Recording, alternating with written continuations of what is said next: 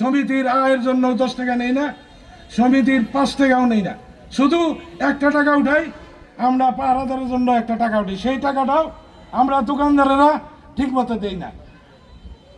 এই ব্যাপারটাও স্যার আপনারা একটু দৃষ্টি দিবেন, আর অন্তত 2-3টা দোকান পরপর বাতির ব্যবস্থা করবেন স্যার। আমরা তো বলবোই, যারা না দিবে আমরা আপনাদের কাছে কমপ্লেন করবো, আপনারা তাদের ডেকে নিয়ে ব্যবস্থা নেবেন। এইটুক বলে সবার সুস্বাস্থ্য কামনা করে আমি সবাইকে ধন্যবাদ দিয়ে আমি আমার কথা শেষ করছি।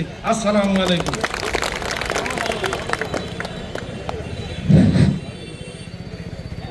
এখন যার উদ্যোগে আজকের এই আলোচনা মত বিনিময় সভার কাজ শুরু করা হয়েছে, কালিহাতী থানার অফিসার ইনচার্জ আবুল কালাম ভুইয়া, উনি আমাদেরকে সুমতির সভাপতি সেক্রেটারি কয়েকজনে ডেকে নিয়ে আজকের এই আলোচনা সভার আয়োজন করেছে। আজকে আমরা ওনার কাছ থেকে এই চুরি ডাকাতি এবং ছিনতাইয়ের প্রতিরোধ করার অত্যন্ত গুরুত্বপূর্ণ দিক নির্দেশনা বক্তব্য দিবেন। উপস্থিতি সময় স্বল্পতার কারণে আমি অত্যন্ত স্বল্প সময়ের মাঝে আমি 2টা প্রস্তাবনা তুলে ধরছি।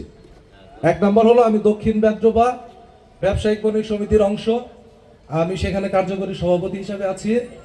সেইখানে আমরা দেখি যে এই অঞ্চলে কিছু এলাকা ভালো বিদ্যুৎ পায়, কিন্তু আমরা দক্ষিণ ব্যাদ্রবা যে ব্যবসায়িক বণিক সমিতি আছি আমরা সেখানে বিদ্যুতের ব্যাপক বিভ্রাটে থাকি। এই বিষয়টা একটু আপনারা খেয়াল করবেন।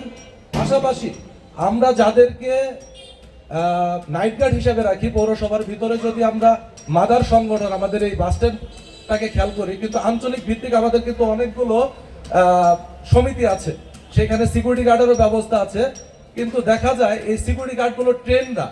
আপনারা যদি প্রশাসনের মাধ্যমে প্রত্যেকটা সিকিউরিটি গার্ডকে 2 বা 3 দিনের যদি একটা ক্ষুদ্র ট্রেনিং এর ব্যবস্থা করেন, সেই ক্ষেত্রে একজন সিকিউরিটি গার্ড আরেকজন সিকিউরিটি গার্ডের সাথে কিভাবে সমন্বয় মেনটেন করে পুরো পৌরসভাটাকে আইন শৃঙ্খলার আওতায় আনা যায় সেই ব্যাপারে তারা কার্যকরী পদক্ষেপ দিতে পারবে, ব্যবস্থা করা যায়, এই ব্যাপারে তারা ট্রেন না।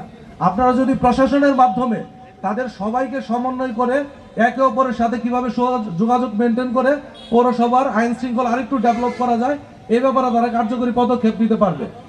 আমার আরেকটা প্রস্তাবনা হলো, আমরা কিছুদিন আগেও দেখেছি আমাদের পুরো পৌরসভাটা সিসি ক্যামেরার মাধ্যমে পুরো রাস্তাগুলো একটা কন্ট্রোলের মাধ্যমে ছিল, কিন্তু ইদানিং আমরা দেখি সেই ক্যামেরাগুলো নষ্ট।